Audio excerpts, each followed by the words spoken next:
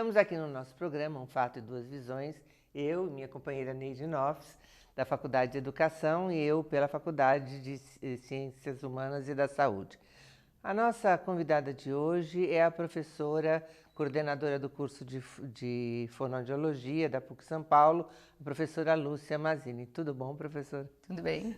Vamos daqui para frente, Lucinha. Lu, eu queria primeiro que você contasse um pouco com o que você trabalha. Você é fonoaudióloga, né? Você é coordenadora do curso. Qual é a sua especificidade de trabalho? Especificidade ficou bom. Vai lá. Primeiro, gostaria de agradecer estar aqui com vocês. É sempre um prazer estar podendo conversar e falar sobre a fonoaudiologia e o meu trabalho. Eu sou professora do curso de fono, né? Trabalho mais na área da linguagem oral e linguagem escrita. E o que seria isso? Seria atuar com as pessoas que apresentam dificuldades de diferentes ordens na leitura, na escrita e na oralidade. Quando você diz nas pessoas, é porque você está dizendo para nós que vai da criança ao adulto. Exatamente, né? A fonoaudiologia, ela tem essa característica de trabalhar no auxílio à comunicação das pessoas. E aí do início, né, da fase ainda de bebê até a velhice. Então, o fonoaudiólogo, ele trabalha auxiliando as pessoas em todos os aspectos da comunicação nos diferentes momentos da vida.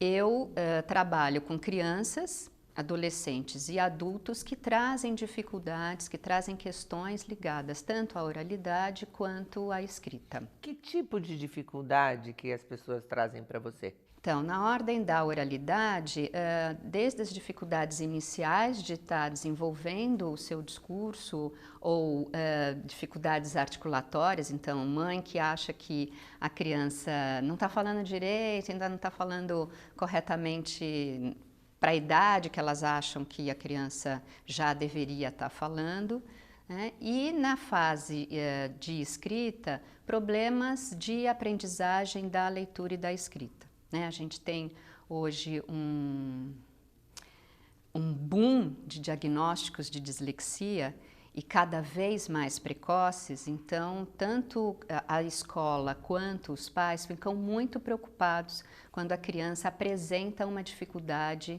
na aquisição da leitura e da escrita. Aqui, vai lá, pode falar.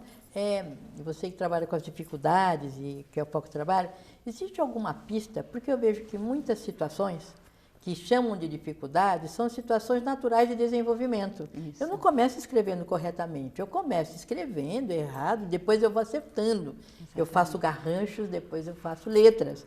Tem alguma pista? Porque há uma confusão entre o que é de desenvolvimento e que a mãe acha que o filho está demorando e o que de repente é dificuldade mesmo, né? Você tem alguma pista, alguma coisa que você vê que possa nos ajudar? Então, acho esse assunto super importante, interessante, e eu queria focar nisso hoje, né, aqui para a gente conversar. Eu queria partir da premissa de que todos aprendem. Todos podem aprender a ler e escrever. Em qualquer língua. Em qualquer língua com qualquer questão individual. Então, assim, a pessoa tem um problema mesmo, uma patologia específica, ela vai conseguir aprender a ler e escrever dentro das condições que forem oferecidas para ela. Você estava perguntando? Não, é porque eu fiquei pensando assim, eu não consigo aprender inglês. Foi isso que eu pensei na coisa. Então, assim, ele pode aprender desde que a gente conheça como ele funciona. Isso, desde que a gente conheça o que está se passando e quais estratégias que a gente oferece para ele. Então, essa é a premissa primeira. Todos aprendem a ler e escrever. O que acontece é que a gente está, infelizmente, colocando olhos de patologia naqueles que vão ensinar a criança ou que estão ao redor da criança. Então, se eu olho para a criança já querendo ver sintoma de alguma patologia, porque ele está demorando para escrever, porque ele está escrevendo de um jeito que não é o convencional, eu acabo vendo mesmo que ele tem um problema, né? Então, essa é uma questão importante. Eu quero dar um exemplo que eu sempre dou, que é um exemplo meu particular, que não tem nada a ver com a questão da leitura escrita, mas eu acho que ilustra isso que eu estou querendo dizer. Quando a minha filha tinha 1 ano e pouco de idade, ela foi numa consulta com um pediatra, que era o pediatra dela, consulta mensal, então eu já conhecia o esquema da consulta, como era, e ele ficou muito tempo no coração dela, acabei de botar a mão no microfone, com muito tempo no coração, escutando o coração. E eu fiquei ali esperando, tentando manter a calma. Aí ele termina de escutar o coração, ele fala, a senhora tem um cardiologista? Falei, não, doutor, se eu quiser me indicar. Aí ele estava já pegando a cadernetinha dele. Aí eu falei, então, quando o senhor acha que eu devo procurar um cardiologista? Ele falou, já, imediatamente, estou ligando para ele. Pegou o telefone, ligou, falou, olha, eu estou com uma pacientinha minha aqui, eu estou encaminhando imediatamente para você fazer uma avaliação. O consultório do pediatra para o consultório do cardiologista levava 20 minutos. Em 20 minutos, eu refiz a ideia que eu tinha da história da minha filha, com a lente de uma possível cardiopatia. Então, ela tinha uma pele branquinha, que até então a gente atribuía à família do meu marido, que é todo mundo de pele branca, e eu passei a dizer que talvez aquela pele branca fosse o coração que bombeia menos e aí passa menos sangue. Então, a gente vai, na hora que tem a possibilidade, né, a suspeita, o risco de uma patologia, eu passo a olhar a criança e a justificar o que ela me apresenta pela patologia e não pelas diferentes possibilidades de ser, né? Então, só para terminar a história dela, a gente foi para o cardiologista, ele falou, ela não tem absolutamente nada, tá tudo super tranquilo, ele deve ter ficado mais tempo escutando, ela deve ter também se estressado e aí o coração bateu diferente, mas não tem nada que se apresente como um problema. Aí aquela história macabra que eu estava fazendo, fez um puff e ok. Quando a gente vai para a aprendizagem da escrita e eu capacito o professor para possíveis patologias que a criança possa ter, então, na linha, né, um pouco do que você fez, quais as dicas que me levantem a suspeita de uma patologia, eu fecho o olhar desse professor. Eu fecho o olhar do professor para qualquer questão que a criança faça que esteja fora da convenção, pode ser um indício de patologia. E eu passo a me relacionar com essa pessoa dentro desta ótica que eu estou desenvolvendo. O que aprisiona a criança também. Totalmente. Aí eu vou dar um exemplo, outro, de uma mãe que me procurou já com esta ideia que o filho poderia ter dislexia, né? Então ela já chegou falando assim, olha, de tudo que eu já li, do que eu já vi, porque as informações estão aí. Você coloca no Google, pronto, você encontra um monte de sintomas.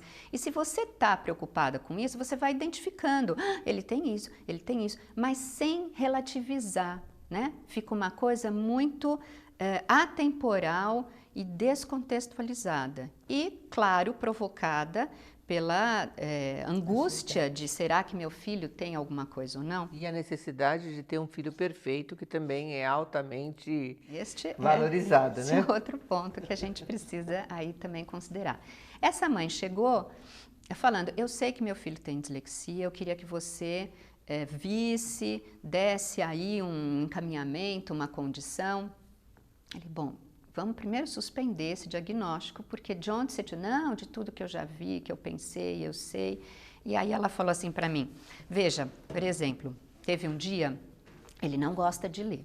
Ele não gosta de ler, ele não lê nada, e eu fico criando situações de leitura para ele. Teve um dia que eu achei que era uma situação ótima.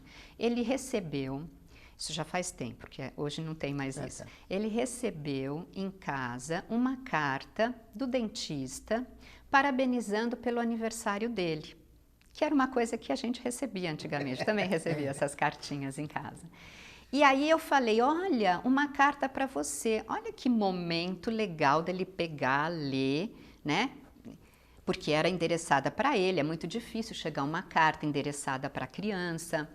E aí o menino falou, ah, mãe, vamos ler comigo? E ela disse, não, esta carta é para você.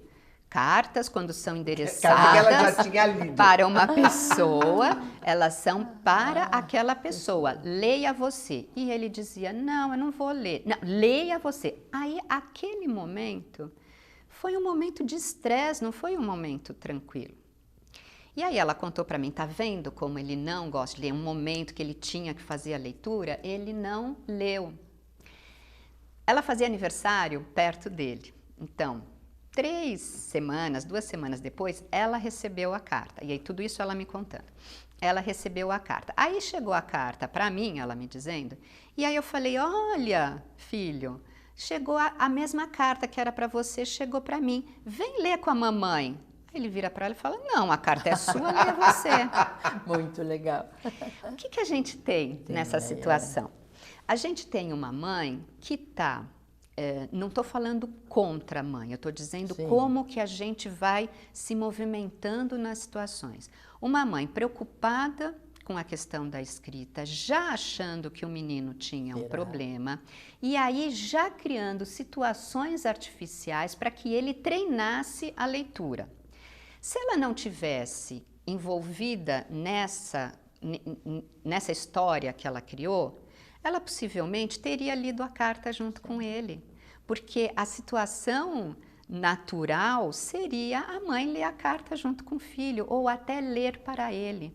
Mas como ela estava na cabeça com a ideia de que ele tinha um problema que precisava ser treinado, trabalhado em várias situações, ela tornou a situação de vida diária, cotidiana, que deveria ser natural ela ler junto com o filho, tanto que ela quis fazer isso com a carta dela, numa situação artificial de avaliação. Então, você não acha que a escola fica tão preocupada em prevenir dificuldades com essa palavra, que ela constrói essa dificuldade? Porque essa mãe, por exemplo, naturalmente, se não tivesse a preocupação de um dia ter a dificuldade, viria isso natural. Chegou uma carta, lê e tal. Fica assim, não, mas pode ter, um dia eu preciso poupar meu filho, preciso fazer a mais. Isso. E quero explorar um pouco uma coisa que você fez, que eu achei muito legal como mãe, quando você fala assim, quando chegou o diagnóstico, eu fiz puff. E a mãe, tem várias mães que não fazem isto, tiram da cabeça. Ficam assim, ai, não tem nada que bom. Mas daqui 1 ano, olha, ela já teve uma suspeita. Quando fica na entrevista, já teve uma suspeita. Então, eu fico sempre ligada. Então, assim, como as mães ficam presas em coisas que às vezes são naturais da vida. Isso, porque a gente está vivendo uma era da medicalização. Né? Eu ia te fazer essa pergunta, porque assim, essa mãe, né, ela não está solta no espaço. E você fez uma afirmação, você disse assim, a gente tem um boom de diagnósticos de dislexia, né? Então, juntando isso que você vai falar em seguida, que é a medicalização, o que você acha que promoveu o boom e a medicalização? Então, a gente está vivendo atualmente uma era da biotecnologia, né? De exames e medicações e conhecimentos dentro dessa área ultra avançados. Então, você faz lá o estudo do genoma, você já descobre e acha que a vida ela gira em torno desta questão. Então, a gente está vivendo em várias áreas esse fenômeno da medicalização, que não é só medicamentalização, não é só o uso do medicamento, mas é você transformar situações complexas de diferentes ordens, sociais, econômicas, políticas, ambientais, emocionais, familiares, numa perspectiva só que é orgânica. Tá?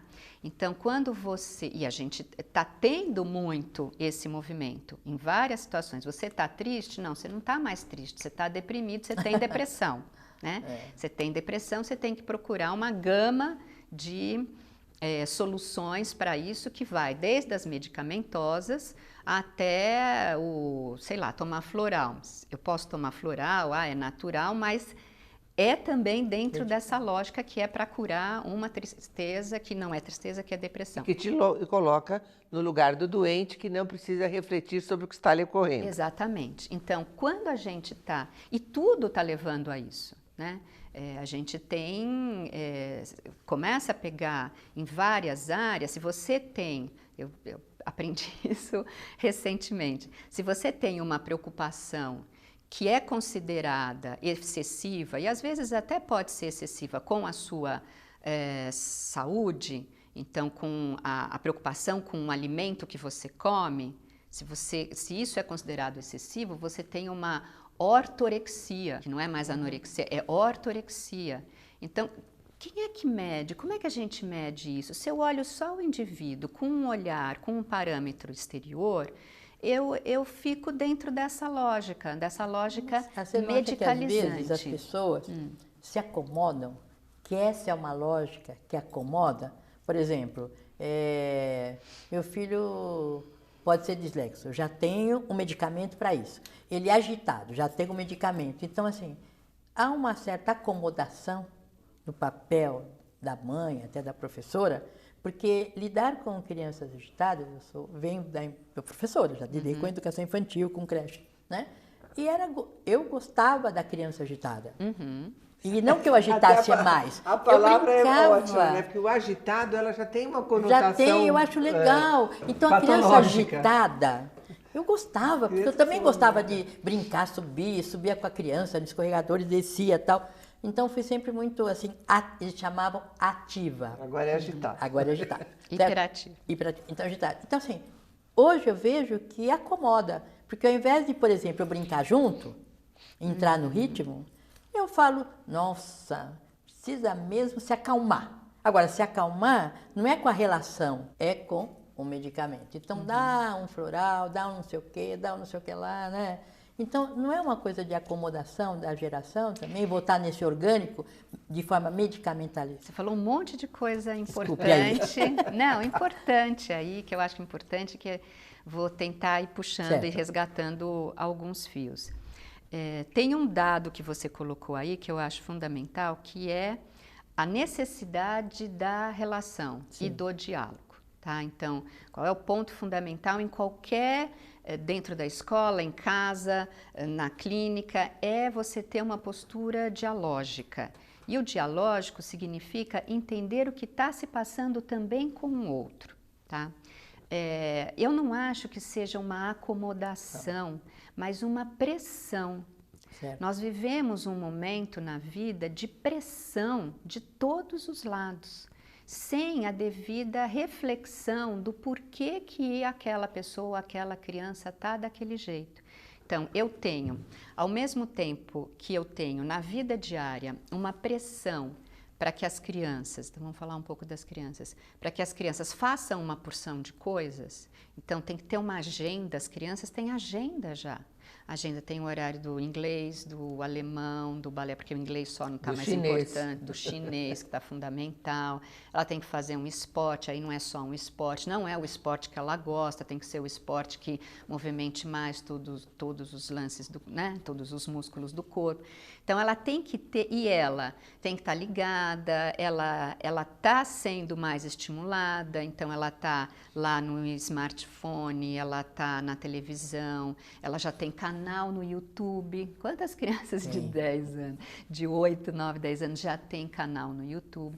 Então, ela está sendo hiperestimulada e isso é valorizado fora da escola, porque dentro da escola ela tem que ficar sentada prestando atenção. Ela não pode estar nesse multifocal, ela não pode estar nessa multiestimulação. Ela tem que ficar sentada numa roda de conversa, esperando a vez dela de falar.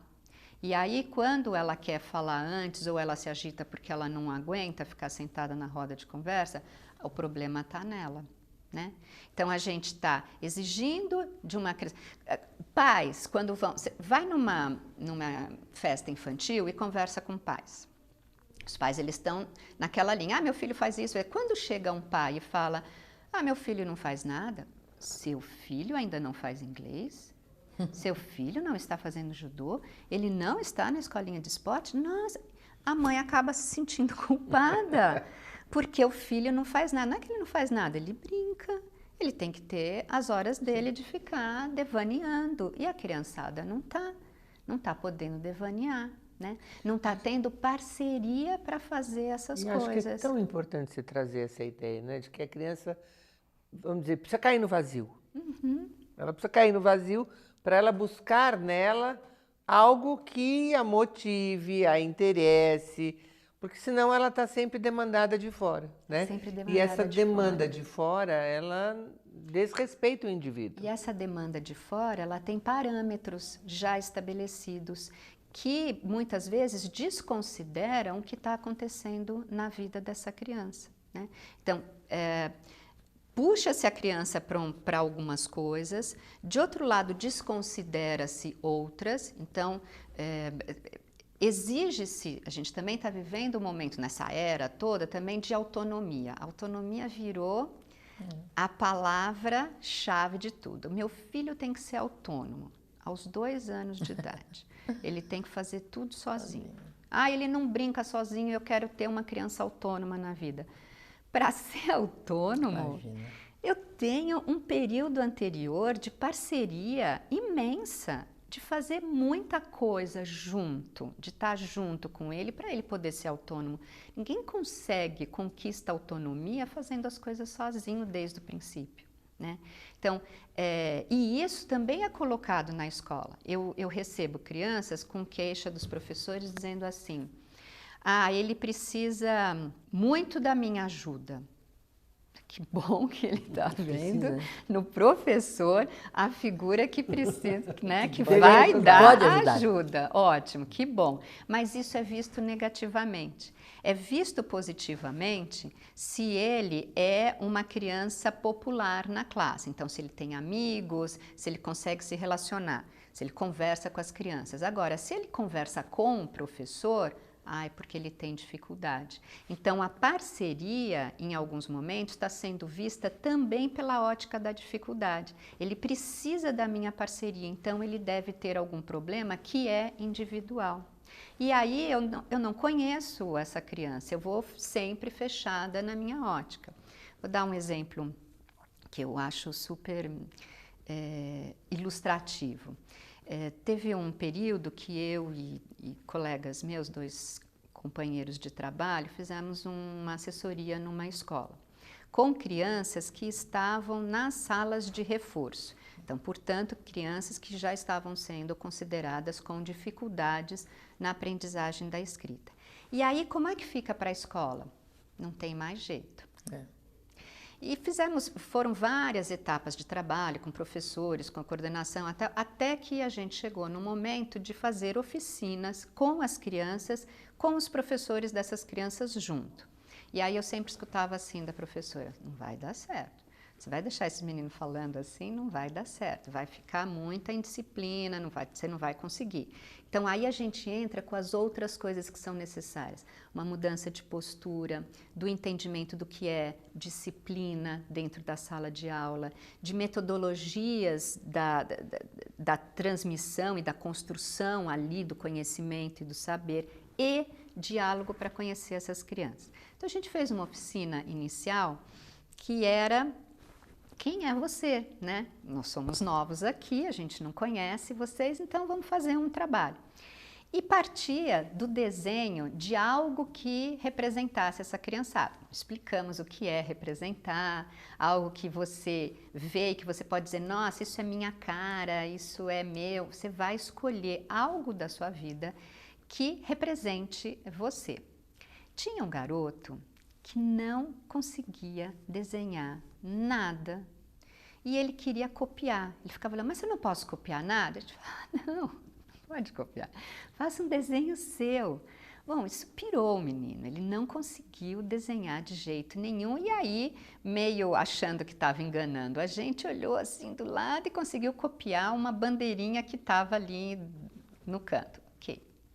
desenhou a bandeirinha. Na hora de falar de si, então, a sequência da atividade era uma outra criança escolhia um desenho, porque ninguém via quem estava desenhando o quê. Escolhia um desenho e falava, eu acho que esse desenho é de fulano, porque isso tem a ver com a vida dele.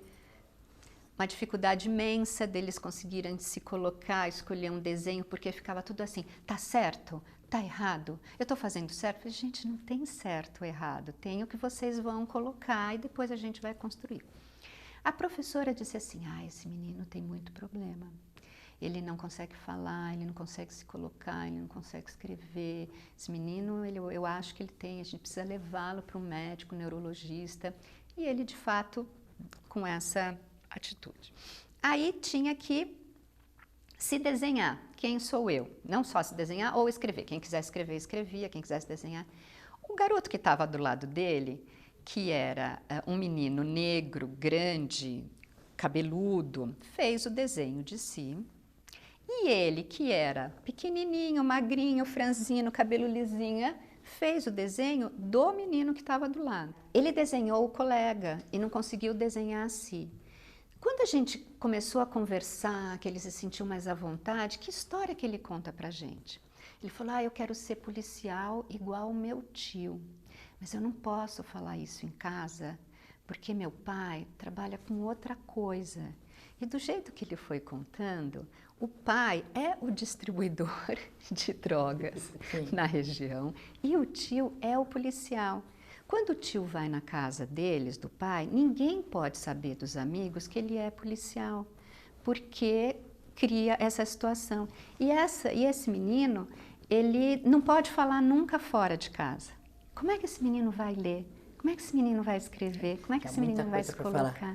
Então, a gente adoraria ficar com você, mas tem um segundo para terminar e então, dizer suas palavras finais. O que eu tenho de palavra final, que eu acho que eu vou dar um dado para a gente continuar, é que a necessidade do diálogo, ela é fundamental. Um diálogo que seja desprovido de uma lente de preconceitos e já de rótulos de doença, para que eu possa entender o outro. Na hora que eu me abro para isso, e para escutar, e para construir um conhecimento comum, um horizonte comum entre nós dois, eu percebo que todos conseguem aprender, que foi o caso desse garoto também. Obrigada, Lúcia. Até mais. Até uma outra oportunidade.